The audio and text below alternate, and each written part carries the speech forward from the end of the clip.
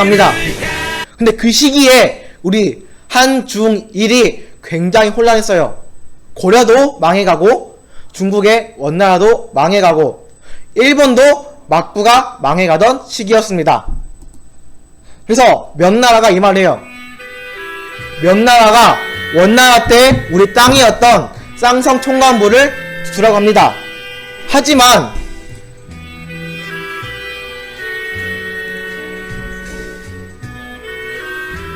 이 쌍성 총관부는 고려 어떤 왕 때 찾았죠? 맞아요. 공민왕 때 찾은 땅이기 때문에 고려는 그 땅을 순순히 줄 수가 없습니다. 그래서 이 시기에 이제 아까 나왔던 남자 1호와 2호가 토론을 해요. 최영이 이 땅은 우리가 찾은 영토인데 어떻게 명나라가 주라고 주냐? 이건 안 된다라고 하면서 명나라를 치자고 하고 이성계는 4가지 이유를 대요. 이건 불가능하다. 첫 번째, 고려는 작은 나라이기 때문에 큰 나라인 명나라를 칠 수가 없고, 두 번째, 지금은 여름이기 때문에 군사가 가면 군사에게 좋지 못하다. 세 번째, 바로 남쪽에 지금 재수없는 일본이 있는데 이놈들이 재수없게 공격할 수가 있다. 그리고 네 번째, 장마철이라 활의 악교, 활이 팽팽해야 되는데 그 활이 늘어지기 때문에 활도 못 쏘고 장마철이기 때문에 전염병이 돌 수가 있다 라고 하면서 4가지 이유로 명나라의 공격을 반대합니다. 하지만 이성계는 최영보다 아래에 있던 장수였기 때문에 그 명령을 들을 수밖에 없습니다. 그래서 개경에는 우왕과 최영이 남아있고 요동은 누가 갈까요? 바로 답정너, 바로 이성계가 요동으로 공격하는 장수로 갑니다. 이런 천하의 씨발놈을 봤나, 이런 천하의 개새끼를 봤나. 바로 이성계는 답정너를 당하고 이제 요동, 즉 명나라 정벌을 나갑니다. 이제 이성계가 명나라로 가요. 근데 북한에 무슨 강이 있죠? 맞습니다. 우리 민기가 말한 대로 압록강이 있어요.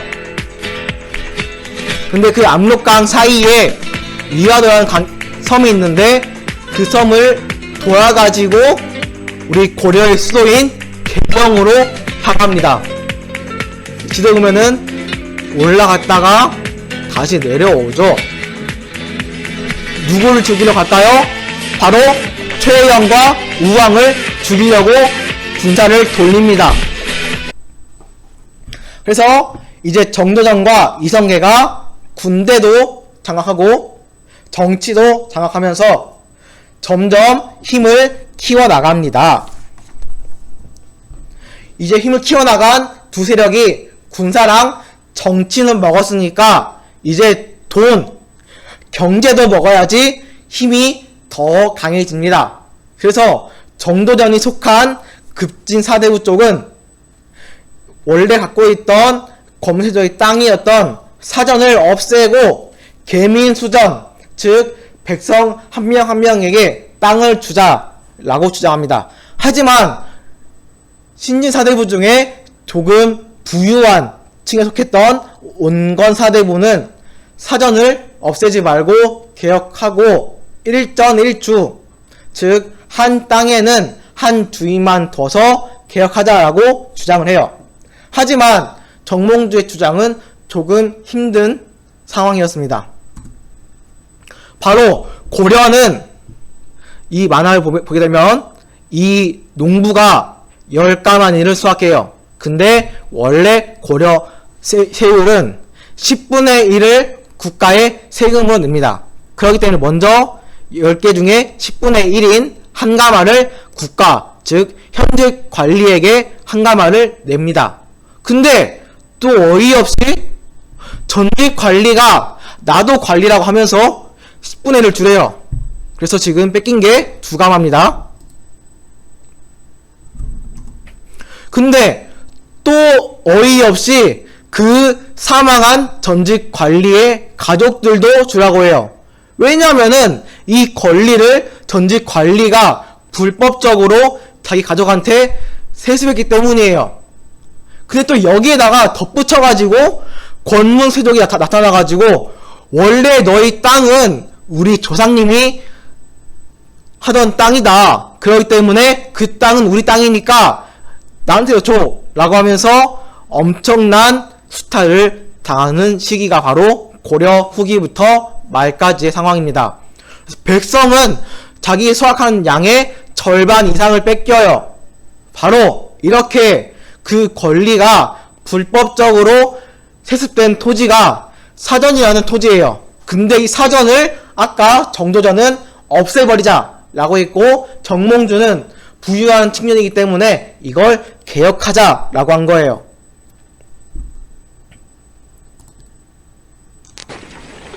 도대체 얼마나 처먹는 게야?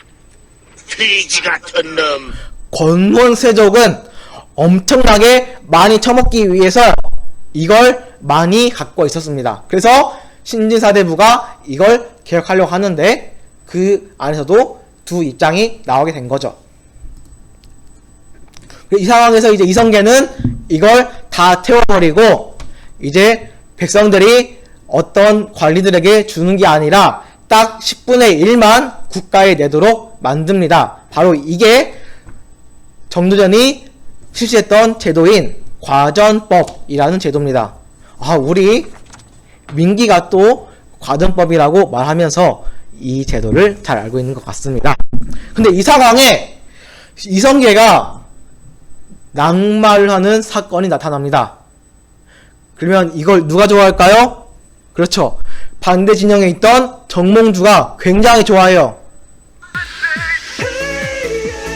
이성계가 낙마하니까 정몽주가 이성계를 제거하려고 시도합니다. 하지만 이성계의 아들 누구였죠? 맞아요. 우리 소연이가 말한 대로 그 아들은 이방원이었어요. 이방원이 미리 이걸 알고 막습니다.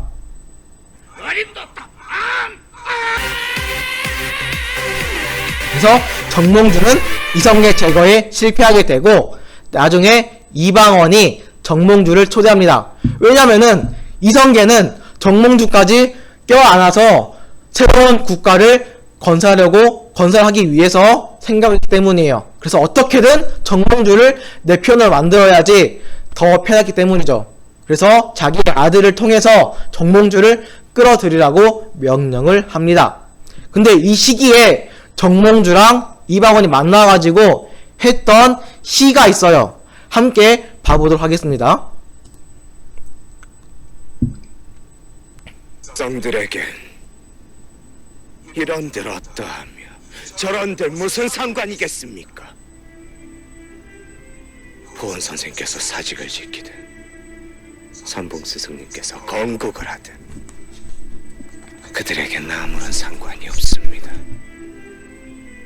백성에겐 오직 밥과 사는 기쁨 이거면 되는 것이지요. 이방원은 백성들은 고려든 조선이든 상관없다. 그렇기 때문에 너도 우리 쪽으로 와! 라고 주장합니다. 나를 죽이고 죽여 100번을 죽여보시게 100골이 다 썩어 나가고 몸뚱아리가 흙이 되어 먼지가 된다 한들 이 몸 안에 있었던 한 조각 총을 향한 붉은 마음은 일편단심은 가지지 못할 것이네. 정몽주는 네가 나를 100번 죽여봐라. 나 안 가. 라고 합니다. 나는 고려만 할 거다. 라고 하면서 이방원의 권유를 거둬야 합니다. 그래서 이방원은 선주교에서 정몽주의 머리를 쳐버리고 정몽주가 죽게 됩니다. 바로 그 다리가 여기 나와 있는 선주교라는 다리예요. 그래서 마침내 이제 정몽주를 죽이고 나서 이성계와 정도전은 새로운 국가인 조선을 건국하면서 이제 조선의 방향에 대해서 토론하고 어떻게 개혁할지에 대해서 더 논의를 하게 됩니다. 오늘의 영상은 여기까지고 다음 영상에서는 조선의 초기 왕들이 어떻게 정치를 하고 경제도 하고 개혁을 하는지에 대해서 배워보도록 하겠습니다.